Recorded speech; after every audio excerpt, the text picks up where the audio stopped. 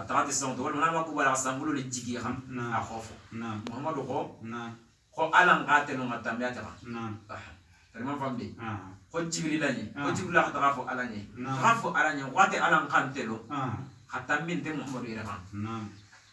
la la dunia shini dosna bonin to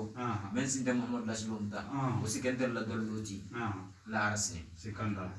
tellement famde o muhammadu ya fata ulma o kila muhammadu ga ya muhammadu ga posne jama aya fata ulma akhade bi bala koni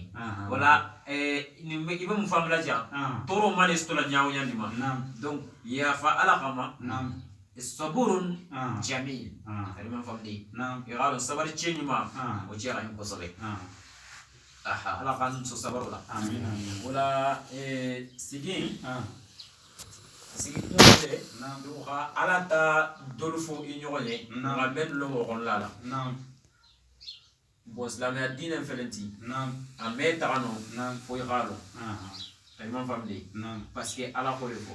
ateme batuno fo ya batu nyale lo sikanda momo nimba i tunna saloma bon kha sadite furru ataka otumola nimbeje no mama folo kha ke fo ya nyangini ne khalo bon mi amelo no fo ya kharon le fana gede ni man kharon ke ici la ila salo tiana blaki ka batay malo wa ga salo fo la blaka tiama fana sikanda sabu ameta no le fagalo aske salo sinfo dol beji fardalla sunnalla kanma fella ani saljun janaba kulkunya woni belje no lon o be wajibani islam klinkin na belje no sikanda wa ite me ni ko islam ya ngono allo anyangini no ite hande wajibole ni re bandro islam ya tianta islam ya tianta no yerman nyantala ay yerman nyantala darima family wala fwa anyangini ne kanyalo kapara allo no ko fefe xamo ko tela karala no wajibi ale ran fana tariman famdi parce que ni iman so mo ko tela karala wala ila islam ya atiata tuguni fana sikanda wala ni bara flam beljeno abe wajibani lutigo beljeno wa ala mesigini jambi sikanda to ni ala kasiyoni kele adi menma ni mul no do lutigo tele o ila ludol ni gol marla nyaadi ila lo diol be ala folbe ala fatu nyalo na nyadi musul ani diol wolbe gidela nyadi kha ala ntake awul balwa wala o mekeno foiterle kha kharan qalon folo wala isa lo ngafo na fambala halli te mansigi khay kharan isi testa mo ko ngini ini men si kharano o bu wajiban ne men sabu ne ngam musone akhela hako gon la raji istagata raji abu wajibala ke kanne iqa musuqara ala dinora sikanda do me famdi abedi oh ite mo ko kharana fena khatrete re malo folo est ce que osam tasobe ala o mo wata ko le de wala ko le yere de wala donc fois khalo ngafo ite ko be dine men gon isobe le bama iqa nyangi tlata khalo fana alono ko fete fe tlata khanya ko be fe khati fana na lunya wala sa bunya te bu tariman famdi ana son feu kum fon gattege ito wal may sumul gattege ito afo ko ite man sallo simfo do nyalo no ke to le go dawni sikanda wabe wajibala diwo ni bangi ba ko fana na hakola diwo na hakole be ram ko khakara mene ala la diwo bo diwo be ite so sadri dine ibe dine mutala nyadi iso bela gatara dete bul so bela o be klete bul so bela nyadi وغطرة يقول يبدي دين منقنا يخالون قرام سلوها سكندر وممكن انت فلانو يبيع عن جيكو سلوها ونبرولا بس الدين المتعنو جيكو ما يعرف المتعنو جيكو ما يعرف ولا على قام يسوى ما كرمو عن نكلوكي كبير كنو فوق سيب بيما سكندر simme ke no law parce que ala ke sonna ka to nyala bla fanya ni bo atisila ndekela to nyabe degulale mais sinte kala ay jigo nyuma kha isemba la kata alama bo jigo nyuma a me sabat no feu fo yan la woro neta wala tumame ni setan rabe filla ishino ga hakilo bana jigla la woro na e galo isi sa yana sikafo ni laitu menteni alate Mon famille, Allah hido ta fo ala ni ngon teni kala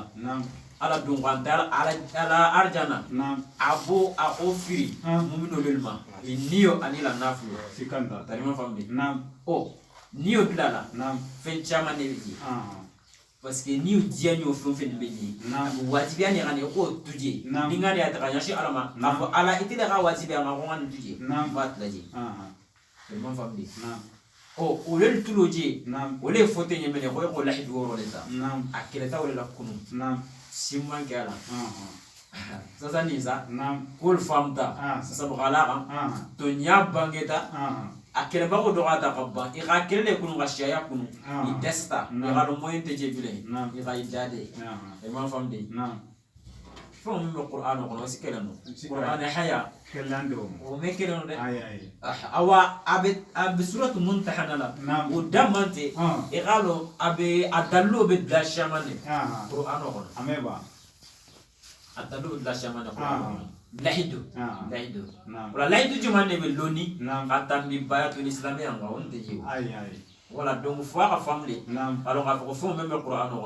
wala batulo ko wajibi al islam be jeno wala du woron ama wajibi am sol dama ko comme surat muntahana la fatuhuma kala igalo ajigita musol to fotaji mais jalo rake khelel tulba wala du woron ta sikanda erman famde atar wata kuma wajibi am solo sasa ni nemuni ana ta wajibi am solo nyante jano kasi wajibi an khairu ba ibnu bakira fa wa ala ko mo menu ni alla duoronta ni ngadafa ala la kila ko mo menu ala duoronta ni ngatla ngadafa sikanta to ni sada ay jigola ala la hinora sikanda la duoronta lo dole fele wala sa ka itel limani ato shinja ala na atra be lani ala pour que galo ngafo parce que qur'an fond dole tu tellement famde qur'an ko magan kili ni mo mo nga soso kafir afoy ma ko kafir total no anno gatara bir dursna ko to na ko to nyanto ni qur'an hayanti afoy kafir sikanda de kafir fa to bi saga ko wan ma gassa atra jahannam ko sikanda nonte ni ga qur'an fana tiya foy ten jahannam te sa ya ko ay ma famdi wala qur'an haya dole bi jam même fana be baya seriala nin damante dogote beji adallo be suratu maida la adallo be suratu maryam khono tellement famdi mais mena ni lema wala say gafam xalo nga foko lay du woro to nyale walma fanyale walma ak sadri wajibo le mba wajibo ya hawlo d'accord ala ko di ako tumo mena nago inna allaha la yastahi ko igalo alante samela an yudriba mathalan ma ba'udata fama fawqaha ko sadri tumo mena ni ala la kila alayhi salatu wassalam ni abama qur'an o qara mogolni mogolel sotota men ba fira ala qosi ma qur'an na qosi qur'an o boy tellement famde o men go khofo yahudial ni fenkol la quoi tellement fam nazara ni yahudial la men be fira qur'an fanatique qur'an o boy wala go parce que ala la même fo aga la dole fo aga dikinyelu ani likesol wal to fo qur'an o kono quoi iski rafam wala wala go jemenke wala go alante sonna wol nyo na fo ni gaje ni qur'an o kono donc c'est que qur'an de ala ko maranti quoi gaje te be faire afani atiga sani oh o keta menke ala le soltara jabilo di ala kila sen mama aga membo sadri mukhtar muhammad le keta sugandi noti qabla dafon be santo sikanda ala alamina tellement famdi aketa te ala ko woni men ba magani kuma fo igal parce que o be filo kono muna ala me afo ala de gada inya fon fena ala le rabeda o ni aga bafura atelo ala atel dafon le mu ame bunya no ame son ka fo ko mefo tellement famdi wala ala qasifo ago inna la yastahi an yudriba hada an yudriba mathalan ma ba'udata fama fawqaha alante samela khani feinuta khafo ko abo kira la mithaliyati matalan ala sanati quoi walma même be o santo ala sio beljeno da parce que ade ala na fon le mo ala da fon le mo so so nyante la agodi o rofe ago fa amal ladina amanu ngamu min nul bilani ala la هم بلاني على لا فيقولون ولسافو لا أقو فأما الذين آمنوا مؤمن بلاني على لا فيعلمون يقالوا أولو خالون تيجي تيجي أنه الحق من ربهم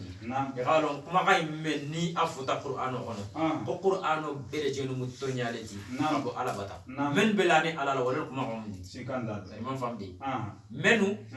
bellani alala wala ko ma mun jogo tigi tigi qur'ano koni abota ala bata fo fe man na qur'ano kono o kon be dole farla lam to li man yaqa be on te kala fente khana basi imam famdi o logote o fa wadati wa amma alladhina kafaru min mu'min nul kafriyata sa fa yaquluna ulil bafala madha arada allah bi hada mathalan ko ni mumu fenti ko arabo tala khakela misaliyati sadri khakela zanati abo tala ko bulala kuma balu kono ko ala mesoma kafiru lo ma ngoti o ko fa odi ako tumona na ko ala meso ko ke ala kumolo kono bon ala so ta jabo ke jele ako yudillu bihi kathiran nini kuma gainuti mo chama ne be kafira تمام فهمتي ويضل به كثيرا كي كابتي والبك كافيالا نينو كما غنتي ويهدي به كثيرا وبجمع كل غنفانا من بك كدالانياتي مؤمن بالإيمان يالا ما تمسلم ما هو